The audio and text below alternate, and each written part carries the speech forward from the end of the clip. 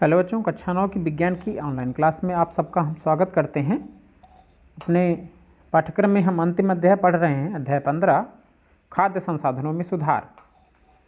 इसमें हम यह अध्याय पूरा पढ़ चुके हैं कि मुख्य रूप से जो खाद्य संसाधन होते हैं मानव के, उन्हें हम दो स्रोत से प्राप्त करते हैं। एक होती हैं फसलें, दूसरे होते हैं पशुधन।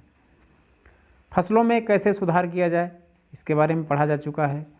पशुधन में कैसे सुधार किया जाए, कौन कौन से मुख्य पशुधन होते हैं, कौन से हमारे वो खाद्य संसाधन के रूप में उपयोगी होते हैं, इन सब चीज़ों के बारे में हम पढ़ चुके हैं। आज हम देखते हैं, पूरे अध्याय का रिवीजन करते हैं, क्या क्या इस अध्याय में हम पढ़ चुके हैं। हमने सीखा इस अध्याय में कि फसल के लिए अनेकों पोषक तत्व आवश्यक होते हैं। कुछ सूक्ष्म पोषक तत्व होते हैं, कुछ दीर्घ पोषक तत्व होते हैं। और हवा से कार्बन तथा ऑक्सीजन, पानी से हाइड्रोजन तथा ऑक्सीजन और मिट्टी से अन्य जो पोषक तत्व हैं वह पौधों को प्राप्त होते हैं। इन पोषकों में से कुछ पोषकों की मात्रा अधिक चाहिए, इसलिए इन्हें बृहद पोषक तत्व कहते हैं।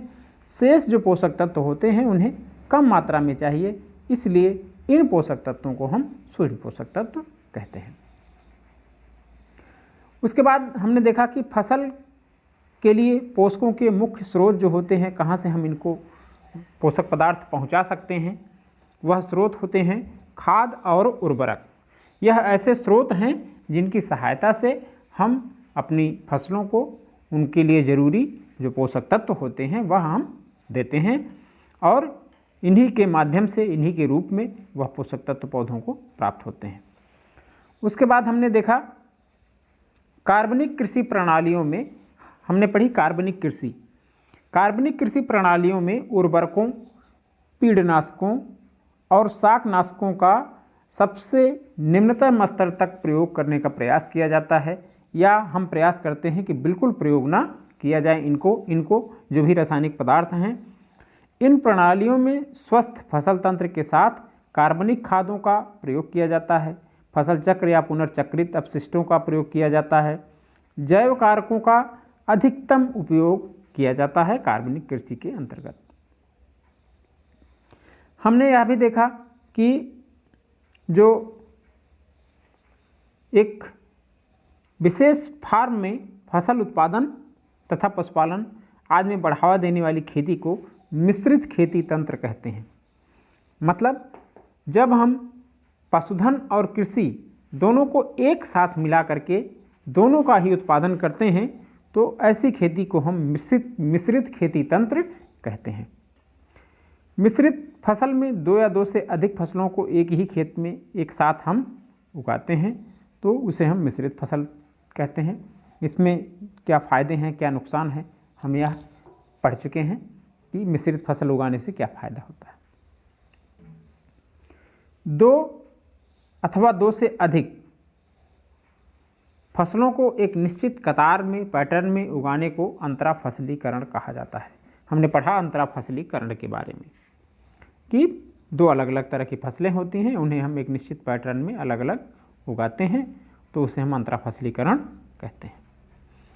एक ही खेत में विभिन्न फसलों को पूर्व नियोजित अनुक्रम में उगाएं तो उसे फसल चक्र कहते हैं। तो अंतरा फसलीकरण, दो या दो से अधिक फसलों को एक कतार में, एक पैटर्न में उगाने को अंतरा फसलीकरण कहते हैं। और जब एक ही खेत में विभिन्न फसलों को पूर्व नियोजित अनुक्रम में उगाते हैं तो उसे हम फसल चक्र कहते हैं।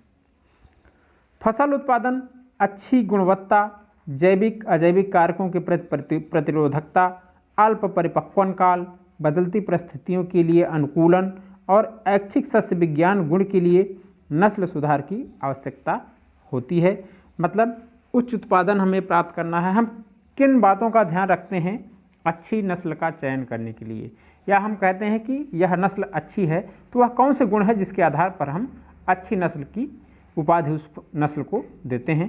वह होती हैं कि उस नस्ल में उच्च उत्पादन क्षमता होनी चाहिए, अच्छी जैविक गुणवत्ता होनी चाहिए, वह जैविक और अजैविक कारकों के प्रति प्रतिरोधिता रखता हो, वह नस्ल, उसका अल्प परिपक्वन काल होना चाहिए, या बदलती परिस्थितियों के लिए जो अनुकूलन होना चाहिए वह उसमें पाया जाना चाहिए, और उसमें ऐच्छिक जो हमारा सस्य विज्ञान होता है वह मौजूद होना चाहिए।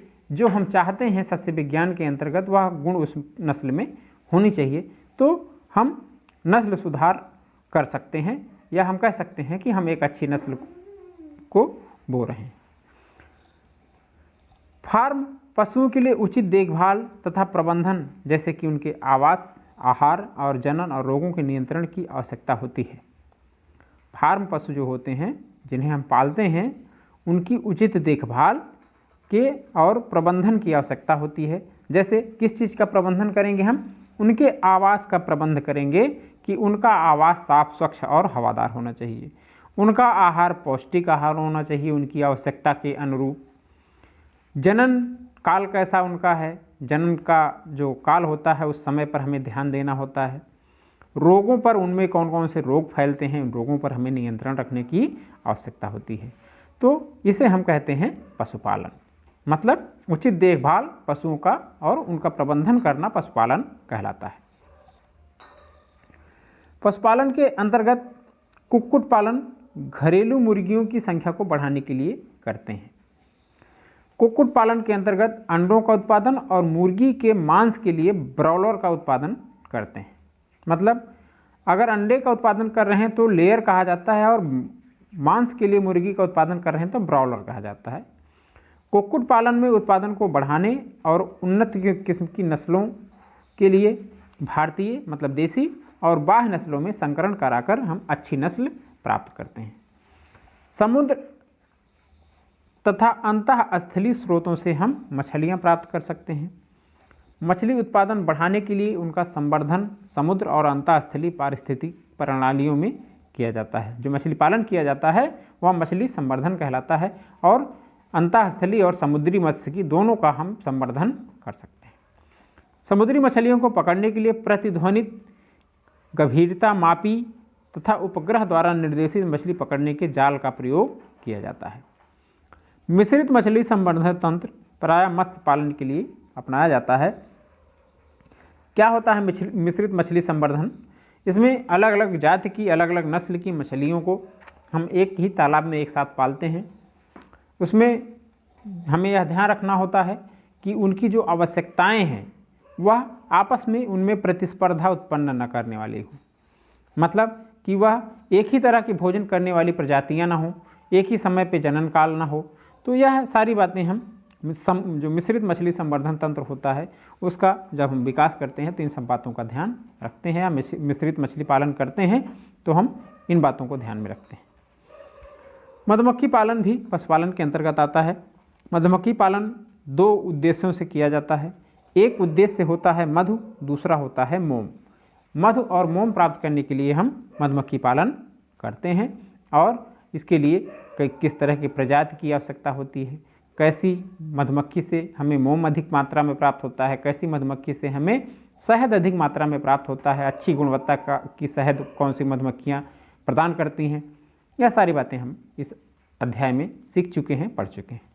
तो यह था पूरा हमारा अध्याय 15 खाद्य संसाधनों में सुधार। इसी के साथ आपके पाठ्यक्रम का पूरा जो विज्ञान के पाठ्यक्रम से संबंधित अध्याय थे वह समाप्त हुए। पूरे पाठ्यक्रम से संबंधित आपके टेस्ट लिए जाएंगे। इस अध्याय से संबंधित आज का जो रिवीजन क्लास था इससे संबंधित कोई डाउट है, या इस अध्याय 15 से संबंधित कोई भी डाउट है तो आप फ़ोन करके, कमेंट करके या क्लास में मिल करके हमसे क्लियर कर सकते हैं। बाकी आपसे मिलेंगे हम इस अध्याय के टेस्ट पेपर के साथ। तब तक घर पे रहें, पढ़ते रहें। हमारी बहुत बहुत शुभकामनाएं।